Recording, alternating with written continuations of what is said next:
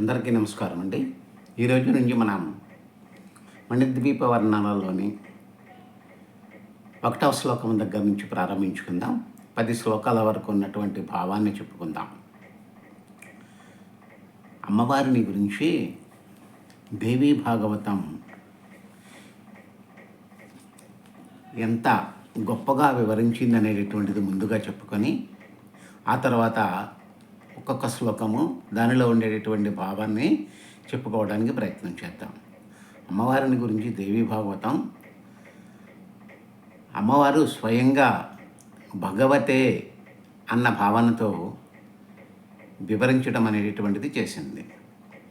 నమో దేవీ మహామాయే విశ్వోత్పత్తి కరే శివే నిర్గుణే సర్వభూతేసి మాతః శంకరకామదే త్వం భూమిః సర్వభూతానాం ప్రాణః పర్ణవతాం తథా ధీః శ్రీః కాంతిః క్షమా శాంతిః శ్రద్ధా మేధా ధృతిః స్మృతిః త్వముద్గతే అర్ధమాత్రాసి గాయత్రీ వ్యాహృతిస్తథా జయా చ విజయా ధాత్రి లజ్జా కీర్తి స్పృహాదయా అని దేవీ భాగవతం అమ్మవారిని చక్కగా వివరించడం అనేటటువంటిది చేసింది.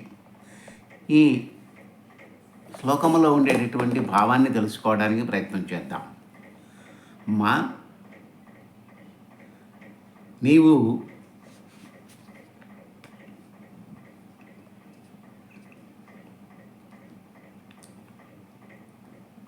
మహాదేవివి, మహామాయవు. నీకిదే మా నమస్కారం. జగత్తును సృష్టించుట నీ యొక్క స్వభావం. నీ రూపం మంగళకరం. అలాగే నిన్ను కీర్తించడం అనేటటువంటిది లోకాలకన్నింటికీ కూడా శ్రేయస్కరం. నీ రూపము మంగళకరం. నీవు నిర్గుణురాలవు. సమస్త లోకాలకి శాసనకర్తవు కూడా నీవు. శంకరుని యొక్క కోరికలను నెరవేర్చేటటువంటి దానవు. సకల ప్రాణులకు నీవు భూమాతగా మారి ఆశ్రయాన్ని కల్పిస్తున్నావు. ప్రాణులకెల్లా ప్రాణాధారంగా ఉంటున్నావు. బుద్ధి సంపద, కాంతి, క్షమ, శాంతి, శ్రద్ధ, మేధ, ధృతి, స్మృతి అనేవి నీ యొక్క నామములే తల్లి. ఓంకారం అంతా నీవే. గాయత్రిలో నీవు ప్రణవస్వరూపానివి. జయ, విజయ, ధాత్రి, లజ్జ, కీర్తి, స్పృహ, దయ అను నామములతో నీవు నిరంతరము ప్రసిద్ధి గాంచుతున్నావు. అటువంటి తల్లివైనటువంటి ఓ మాత నీకు ప్రణామములు, నమస్కారములు అని చెప్పి దేవీ భాగవతములో వ్యాస భగవానుడు అమ్మవారి యొక్క గొప్పతనాన్ని, మాహాత్మ్యాన్ని వర్ణించడం అనేటటువంటిది చేశాడు.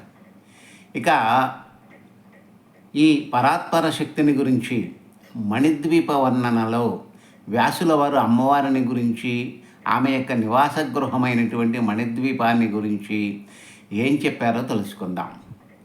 మణిద్వీపము మహిమాన్వితమైనటువంటి లోకమది. దీనిని వ్యాస భగవానులు స్వయంగా జనమేజయ మహారాజుకి వివరించడం అనేటటువంటిది చేశారు. జనమేజయునికి వ్యాస మహర్షి ఈ మణిద్వీపం యొక్క విశేషాంశాలను గురించి చెప్పడం అనేటటువంటిది చేశాడు. ఇప్పుడు 1-2 శ్లోకాలను గురించి 1-2 శ్లోకాలను చదువుకొని దాని యొక్క భావాన్ని వివరించుకోవడానికి ప్రయత్నం చేద్దాం. బ్రహ్మలోకాదూర్ధభాగే సర్వలోకేస్తి యశ్రుతః మణిద్వీపస్సయా సబే ఆస్తి యత్ర దేవీ విరాజతే సర్వస్మాదధికో యస్మాత్ సర్వలోకస్తతస్పృతః పురా పరాంబయైవాయం కల్పితో మనస్వేచ్ఛయా బ్రహ్మలోకాదూర్ధభాగే సర్వలోకేస్తి యశ్రుతః. మణిద్వీపస్సయేవాస్తి యత్ర దేవీ విరాజతే సర్వస్మాదధికో యస్మాత్ సర్వలోకస్తతస్పృతః పురా పరాంబయైవాయం కల్పితో మనస్వేచ్ఛయా. అంటే అమ్మా,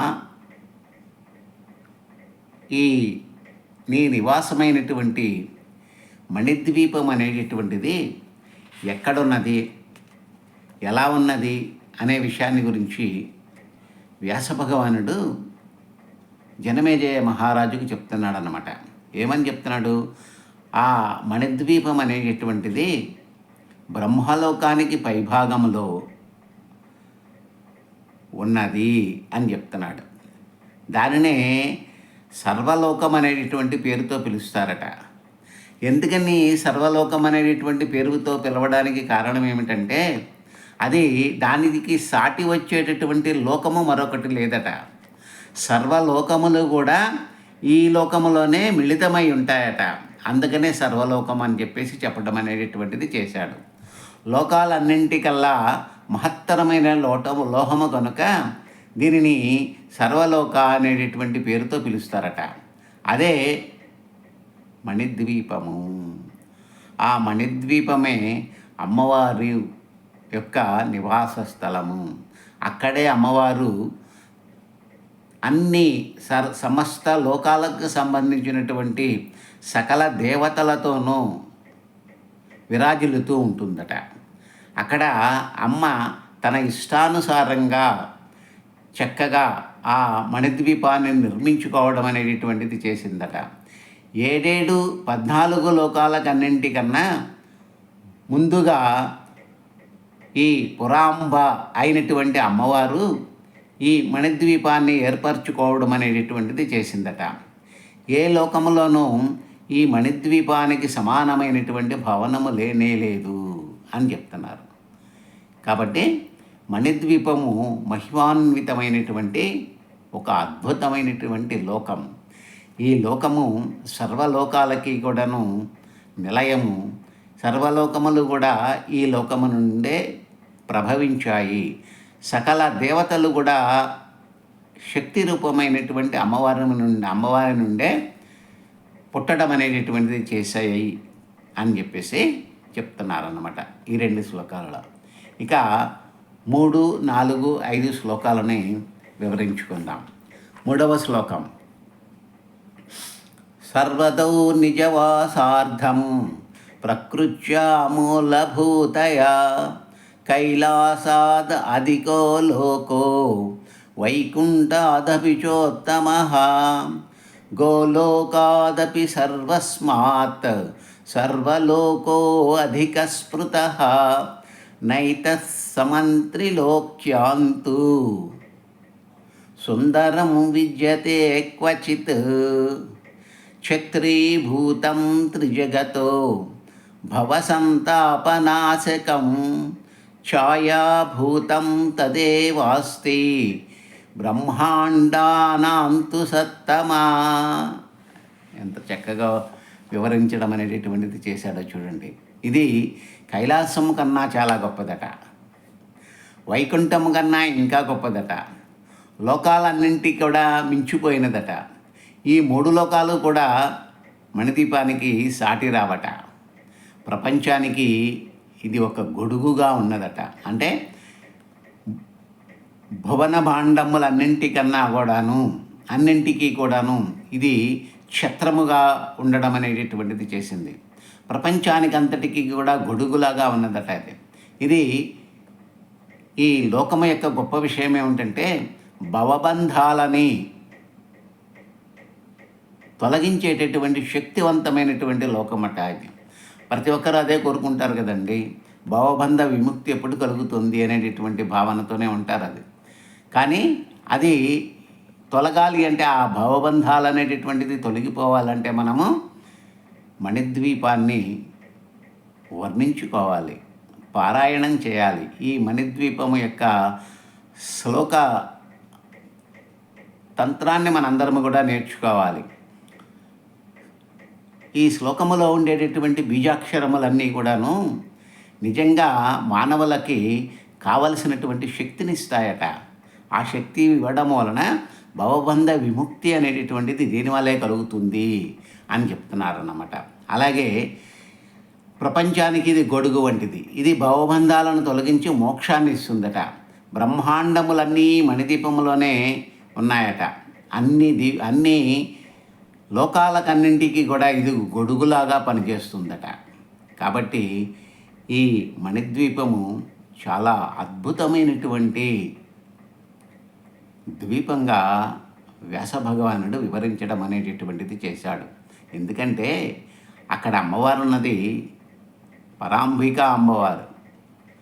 ఆ అమ్మవారు సకల జగత్తుకి తల్లి వంటిది. అందుకే మణిదీపము అంత గొప్పగా అక్కడ వర్ణించబడడం అనేటటువంటిది జరిగిందన్నమాట. అలాగే 6, 7, 8 శ్లోకాలను చదువుకుందాం. ఛత్రీభూతం త్రిజగతో భవసంతాపనాశకం ఛాయాభూతం తదేవాస్తే బ్రహ్మాండానాంతు సంతమా బహుయోజన విస్తీర్ణో గంభీరస్తావదేవ హి మణిదీపస్య పరితో వర్తతే తు సుదోదధిః మరుత్సంఘట్టనోత్కీర్ణ తరంగశతశంకులః రత్నాక్షవాలుకాయుక్తో జుషశంక సమాకులః. ఎంత చక్కగా వివరించాడో చూడండి.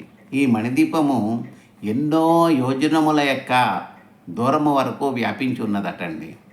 ఈ ద్వీపము చుట్టూ అమృత సింధువు అనేటటువంటి సింధువు ఉన్నదట. దానిని సింధువు అనే అనాలి కానీ సముద్రం అని అనకూడదట. మామూలు సముద్రములకి అమృత సింధువుకి భేదం ఉన్నది. అమృత సింధువు అమృతత్వాన్ని కలగజేసేటటువంటిది. కాబట్టి ఆ అమృతతత్వాన్ని కలగజేసేటటువంటి ఆ సింధువుని మహాసముద్రమని పోల్చడం అనేటటువంటిది సరికాదు అంటారు పెద్దలు. అందుకనే ఆ అమృత సింధువు అనేటటువంటి ఆ సింధువు చేత మణిద్వీపము చుట్టూరా ఈ అమృత సింధువు వ్యాపించి ఉన్నదట. అలా వ్యాపించి ఉన్నటువంటి ఆ అమృత సింధువు ఎలా ఉన్నది అనేటటువంటిది కూడా చెప్తున్నాడు. ఈ ద్వీపము చుట్టూ అమృత సింధువు వ్యాపించి ఉన్నది. అత్యంత గంభీరమైనటువంటి ఆ మహా సింధువు యొక్క ఉపరితలం నుండి చల్లని గాలులు వీసి ఆ ప్రాంతమంతా హాయిగా ఉన్నదటండి. చల్లని వాతావరణముతో ఉన్నదట. ఆ సింధువు నుండి నిరంతరము గాలి తాకిడికి అలలు ఎగిరెగిరి పడుతూ ఉంటాయట. అలా ఎగిరి పడుతున్నటువంటి ఆ జలముల యొక్క తుంపరల వలన మణిద్వీపమంతా కూడాను చల్లని వాతావరణంతో నిండిపోయి ఉంటుందట. అలాగే అక్కడ ఆ సుధాసింధువునందు రత్నముల యొక్క రాసులు ఉన్నాయటండి. సుధాసింధువు మొత్తము కూడా రత్నముల యొక్క రాసులతో ఉన్నదట. అలాగే ఆ రత్నములు రాసులు కలిగినటువంటి ఇసుక తిన్నలు ఉన్నాయట. ఆ సుధాసింధు అనేటటువంటి ఆ సింధువులో అనేక రకాలైనటువంటి మత్స్యజాతులు ఉన్నాయట. చేపల యొక్క రూపాలు, అనేక రూపాలు కలిగినటువంటి చేపలకది నిలయంగా ఉన్నదట. అలాగే అత్యంత విలువైనటువంటి శంఖములు అక్కడ లభిస్తాయట. ఆ శంఖము మహత్తరమైనటువంటి శక్తి కలిగినటువంటి శంఖాలు ఎన్నో ఉంటాయి. చాలా అరుదుగా ఉంటాయి ఎక్కడన్నా సముద్రంలో. కానీ సుధాసింధువులో ఎన్నో మహిమ కలిగినటువంటి ఆ శంఖువులు ఉంటాయటండి. అత్యంత విలువైనటువంటి శంఖువులకి అది నిలయము అని చెప్తున్నాడు. అలా ఆ సుధాసింధువులో చల్లని గాలులకి అలలు పైకి లేచిపోయి ఆ అలల యొక్క సమూహము వలన ఆ మణిద్వీపమంతా కూడాను తుంపరలాగా పడుతున్నటువంటి నీటి తుంపరల వలన శీతలమైనటువంటి ప్రాంతంగా అదంతా కూడాను మారిపోయి ఉంటుంది అని చెప్పేసి వివరిస్తున్నాడు వ్యాస భగవానులు. అలాగే తర్వాత శ్లోకం చూద్దాం. బహుయోజన విస్తీర్ణో గంభీరస్తావదేవ హి మణిదీపస్య పరితో వర్తతే తు సుదోదరైః మరుతు సంఘట్టనోత్కీర్ణ తరంగశతసంకులః రత్నచ్చ వాలుకాయుక్తో జుషశంక సమాకులః. అనేక రకాలైనటువంటి చేపలకి అలాగే శంఖములకు కూడాను నిలయంగా ఆ సుధాసింధువు అనేటటువంటిది ఉన్నది అని చెప్తున్నాడు. తర్వాత వీచి సంఘర్ష జంజాత లహరీకణ శీతల నానాధ్వజ సమాయుక్త నానాపోతగతాగతై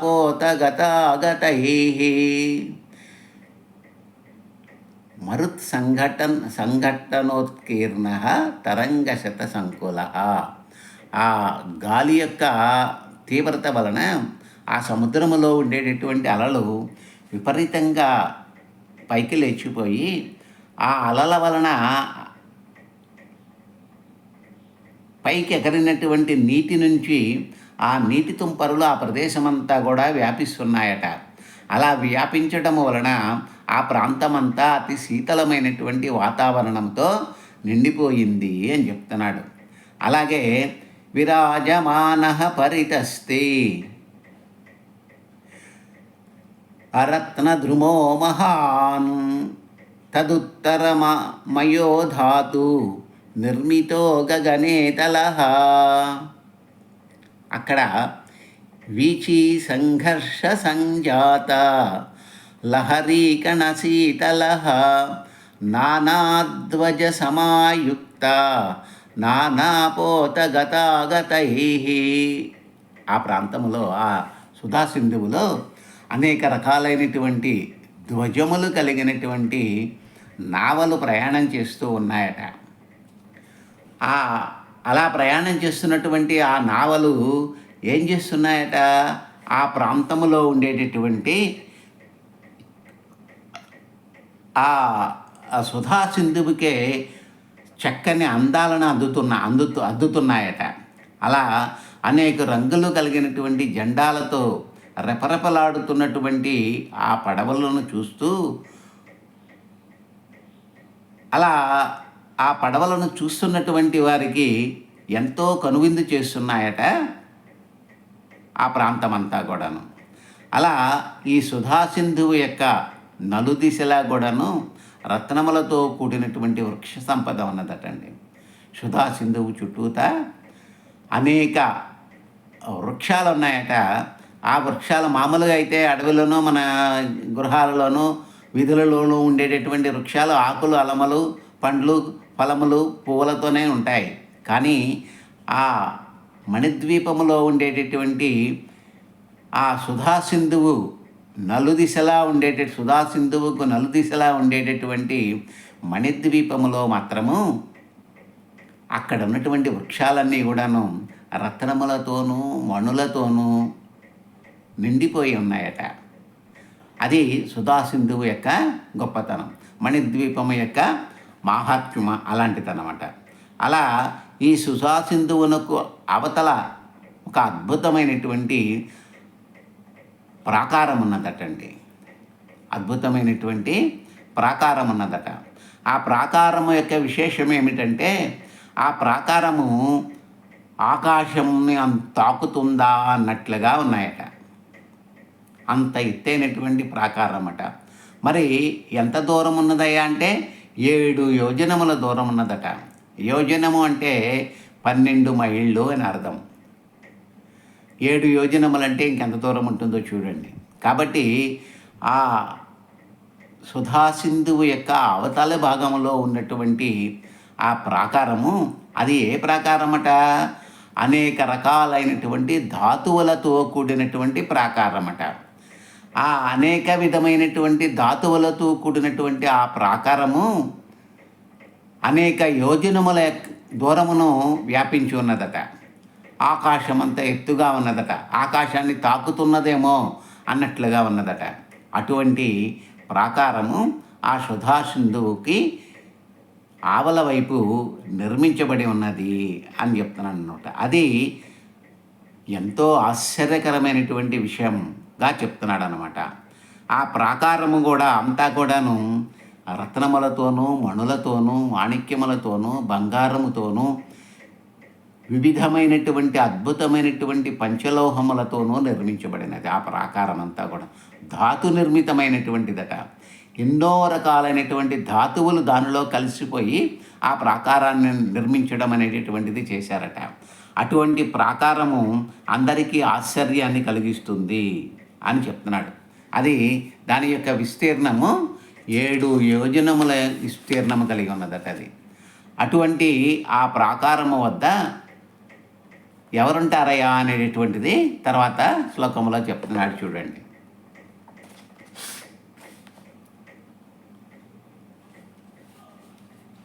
సప్తయోజన విస్తీర్ణ ప్రాకారో వర్తతే మహాన్ నానాశస్త్ర ప్రహరణ నానాయుధ విశారదా. ఆ 7 యోజనముల దూరము కలిగినటువంటి ఆ ప్రాకారాన్ని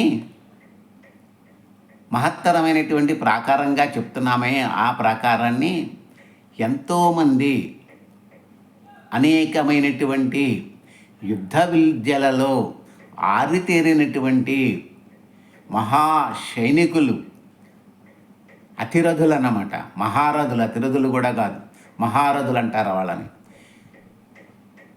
ఒక్కసారిగా 1000 మందితో యుద్ధం చేయగలిగినటువంటి వాళ్ళని మహారథులు అంటారు. అటువంటి మహారథులు ఎందరో ఆయుధములను చేతిలో ధరించి ఆ ప్రాకారాన్ని రక్షిస్తూ ఉన్నారట. అది చెప్తున్నాడు. శతయోజన విస్తీర్ణ ప్రాకారో వర్తతే మహాన్ నానాశస్త్ర ప్రహరణ నానాయుద్ధ విశారద. అనేక రకాలైనటువంటి ఆయుధాలను ధరించి అనేక మంది యుద్ధవీరులు ఆ ప్రాకారాన్ని రక్షిస్తూ ఉన్నారట. అటువంటి ప్రాకారము ధాతు నిర్మితమై అన్నదట. ఆ ధాతు నిర్మితమైనటువంటి ప్రాకారము సుధా సింధువుకి చుట్టూరా వ్యాపించి ఉన్నదట. ఆకాశం అంత ఎత్తున చుట్టూరా వ్యాపించి ఉన్నదట. ఆ ప్రాకారము తరువాత సుధా సింధువులో వరుసగా మొత్తము 18 ప్రాకారాలు ఉంటాయండి. ఒక్కొక్క ప్రాకారములో ఎవరెవరున్నారు, ఏ ఏ జాతుల వారు ఉన్నారు, ఎక్కడ మహర్షులు ఉన్నారు, ఎక్కడ సామాన్యులు ఉన్నారు, ఎక్కడ రాక్షసులు ఉన్నారు, ఎక్కడ యక్ష, కిన్నెర, గంధర్వ, నాగ, పక్షి, దేవత సమూహాలు ఉన్నాయి, ఎక్కడెక్కడ దేవతలు పరిపూర్ణమైనటువంటి స్థితిలో ఉన్నారు, ఎక్కడ శ్వాసపై ధ్యాసన పెట్టినటువంటి మహర్షులు ఉన్నారు అనేటటువంటి విషయాలన్నింటినీ గురించి కూడాను మరలా మనకి ఆ 18 ప్రాకారాలకి ఒక్కొక్క దానిని ఒక్కొక్క చోట ఎవరెవరు ఉన్నారు అనేటటువంటి విషయాన్ని గురించి వివరించడం అనేటటువంటిది చేశారు వ్యాస భగవానులు. దానిని గురించి మనము 11వ శ్లోకం దగ్గర నుండి రేపు చెప్పుకోవడానికి ప్రయత్నం చేద్దాం. స్వస్తి.